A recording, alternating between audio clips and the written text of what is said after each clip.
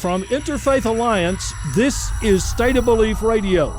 I'm your host, Reverend Welton Gaddy. All politics is religious.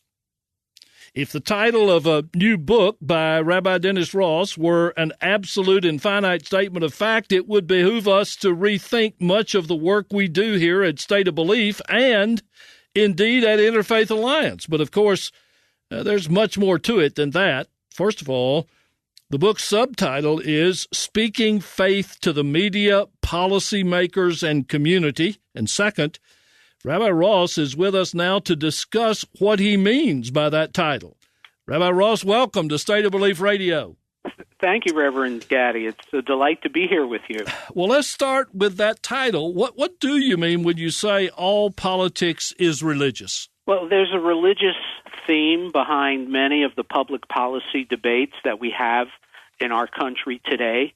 Sometimes the religion is obvious, is when people point to Scripture with all kinds of claims about who we can marry or not marry and the like. Sometimes the religious theme is less evident, but it's there very strongly, like when we're talking about the needs for health care, for women, men, and families, for providing for the poor, or for the expansion of the fund of human knowledge for education. You know, there are religious themes running through all of these issues here in the United States today. When you were writing the book or when you were conceiving the book, who were you thinking about? Who was your audience? I was thinking about people of faith who believe that individuals have the right to marry whoever they want, regardless of their gender. I'm talking about people who feel that a woman is entitled to end her pregnancy if she believes that's the right thing for her to do. Mm-hmm. I'm talking to people whose religious voices aren't heard as widely as some of the others, though their feelings are as heartfelt as anyone else's in the United States. I think you understand why I'm asking these questions up front, because in dealing across the years, in dealing with people on what we call the religious right side of things, what I have seen that discourages me is people turning politics into a religion itself, so that when they ask you about your faith, they ask you who you voted for rather than what you believe or what you do. And, right. So that's why I'm asking the questions, and I thought you might want to comment on that. Yeah, I mean, who I vote for is a very personal thing. I don't discuss it from the pulpit. I don't discuss it with the press. I mean, people can figure it out.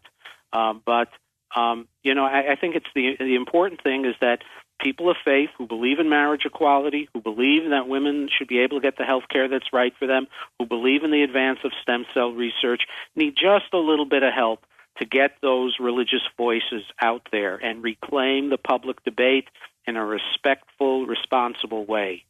Yeah, and as I read the book, you're not demanding that religion be brought into every political conversation. In fact, your book is a thoughtful analysis of what's going on every day in our public rhetoric already, and you're urging us to be more aware of it. Have I got that right? Yeah, I certainly. Yeah, thank you. Yes, you certainly do. I think having a religion, look, we all live in this country, and having a religion doesn't take away our right to speak what we believe in, to speak about our faith. But that's very different than going into Congress with a religious restriction about birth control and trying to impose that religious restriction on people of other faiths whose faiths have different teachings that endorse a woman's ability, a family's ability to get birth control and other reproductive medicine. Rabbi Ross, what would we gain through an honest inclusion of the language of religion in our conversations, and especially in our disagreements that's not happening now? Well, I think one of the most important things we can gain is that I think people have the impression in the larger community. Some people come away with the impression that all religions see something wrong in birth control, that all religious people are opposed to marriage equality for same-gender couples. So I think the most important thing is that we reclaim the position of our faith in the public eye and let others know that religious people do endorse same-gender marriage, and we reclaim, we get a sense, and plus we get the opportunity to speak about our faith to the larger community, which I think is a very important fulfillment of our own faith teachings, to get the message, get the word out there about what we believe. When people read this book, All Politics is Religious, is there one key idea or feeling or thought that you really want them to take away from reading that book? I think the most important thing people could learn from this book or from any conversation is that, see, if I had an opportunity to make one call to one policymaker, say I have a senator who's opposed to something I believe in and a senator who supports something I believe in, the most important call I could make, I learned this in transition from a congregational rabbi to becoming a religious advocate. The most important call that any of us can make is to a supportive policymaker to say, thank you for standing strong. For instance, if it's for women's health, thank you for standing strong in ensuring access to birth control for women and families. I'm a religious person. I want you to know I support you in this endeavor. And what will happen is getting enough calls like that going through to a legislator, especially on the state level, emboldens that legislator to come forward to get a bill out of that's stuck in committee down to the floor for a vote, to sponsor an important piece of legislation. So the most important thing I think we can do is keep our supporters close, let them know how much we support them, and that'll give them confidence and courage to come forward. Well said. This strikes me as a rather personal book. I may be wrong, but I have the sense that it was bubbling around in your mind for a long time and in your heart, and you wanted to get it out. What did it take for you to sit down and write this book? What motivated that? Yeah, well, I had been a congregational rabbi for 25 years, and my career took a turn, and I became a religious advocate. I direct Concerned Clergy for Choice for Family Planning Advocates of New York State. And as I entered this new position, I said, well, I'm going to be an advocate. I'll work with clergy. I'll meet with policymakers. I'll talk to the media. And I'm a rabbi. I'm experienced. I know how to do these things. Well, when I sat down and began to get media training, when I sat down and began to learn about the fine points of advocacy and meeting with our elected officials, I said, gee, there's a whole bunch of things I learned that I would just love to be able to share with other people who look at the world the way I do, so they can come forward and join me in speaking out on behalf of the widow, the stranger, and the orphan, just as Scripture teaches, the woman, the immigrant, and the youth, because they need our voices of faith. I have to tell you that when we invited you to do this interview, we actually didn't know that you had become the director of Concerned Clergy for Choice. But knowing that you are in that position, I can't let you go today without us talking a little bit about that, because there was a historic development in reproductive health this past week as the new women's health components of the Affordable Care Act came into effect past Wednesday. There was a deafening roar of rhetoric from opponents claiming nothing less than the death of religious liberty and comparing this to 9/11. From your perspective, is there a threat to losing some of the coverage that's just been added? Well, there is a threat, but first, we should point out that the Affordable Care Act that is that we're discussing does more than just provide birth control without copay. It provides for well women visits, gestational diabetes screening for pregnant women, It provides for domestic and interpersonal violence screening and counseling, breastfeeding support for new mothers. So there's a whole range of healthcare services in this bill that I feel every person of faith in this country needs to applaud. But what's happening is that some religious people are singling out the birth control provision to the detriment of women and families around this country. I'm always deeply troubled by the one-sided nature of news coverage on issues like reproductive rights. Concerned Clergy for Choice is a group representing over 1,000 religious leaders.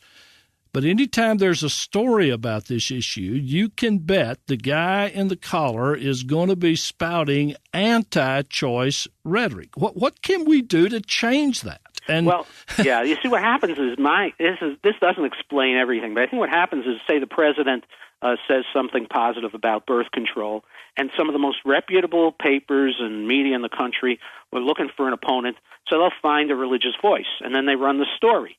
So what everybody thinks is, well, here's a voice for, a voice against, and all religious people are against it. So against, say, birth control or access to safe abortion. So I think a very important thing we can do is whenever you see a letter like an article like that in the paper, is to write a letter. First of all, thanking the editor for their coverage of birth control or coverage of the abortion issue, and say, I want your readers to know that there is another religious perspective about access to safe abortion, one that stands with women and families as they make these decisions and get the health care that they think is right for them. Al, I can tell you're going to be good at your new job. Well, there's so much chipping away at reproductive rights that's been happening at the state level. What do you think the future holds in that regard? Well, I think the threats are very, very real. But I am heartened. When I took over the directorship of Concerned Clergy for Choice over 8 years ago, pro-choice clergy in the New York State Capitol were unusual. Now our policymakers here they recognize us, they welcome us, and they expect to see us. So I think it's possible, like you say, if we just chip away and be persistent and work, and our voices will be more and more heard. Rabbi Ross, I'd like for you to tell our listeners how they can learn more about your work, and also to take a second to tell us what are the priorities for Concerned Clergy for Choice going forward. Well, as we look ahead, as Concerned Clergy for Choice looks ahead, we have significant challenges. I am concerned my network is concerned that this Affordable Care Act, for all the wonderful things that it provides in terms of health care for millions and millions in this nation, is under attack. It's being litigated. We are seeing challenges to access to safe abortion in many state capitals across the United States, as well as in Congress. Let's keep in mind that the United States House of Representatives has voted to defund Planned Parenthood. I mean, they are on record. This issue keeps coming back in the presidential race. So I think there are some real significant threats, and they are faith-based. All this politics is religious. These threats are faith-driven, and we have to be strong and vigorous in resisting them. And how can our people listening to us learn more about your work? Well, they can visit Concerned Clergy for Choice on the web. We're right there. They can come see me at www.dennisross.net. That's my website. And there they can learn about my new book, All Politics is Religious, which talks about ways to bring forward these positive, respectful, dignified, and compassionate and compelling religious voices into the public arena. I've been talking with Rabbi Dennis Ross. He's just told you more about his new book, All Politics is Religious, Speaking Faith to the Media, Policy Makers, and Community. Rabbi Ross directs Concerned Clergy for Choice. It's a nationally recognized multi-faith network of religious leaders supporting reproductive rights. He serves Congregation Beth Emeth in Albany, New York. Rabbi Ross, I really do appreciate you joining us today. You've helped us introduce us to your book, which we hope people will read, and also to your work, which we know is important. So thanks for joining us on State of Belief Radio. Thanks, Reverend Gaddy. It was a real treat.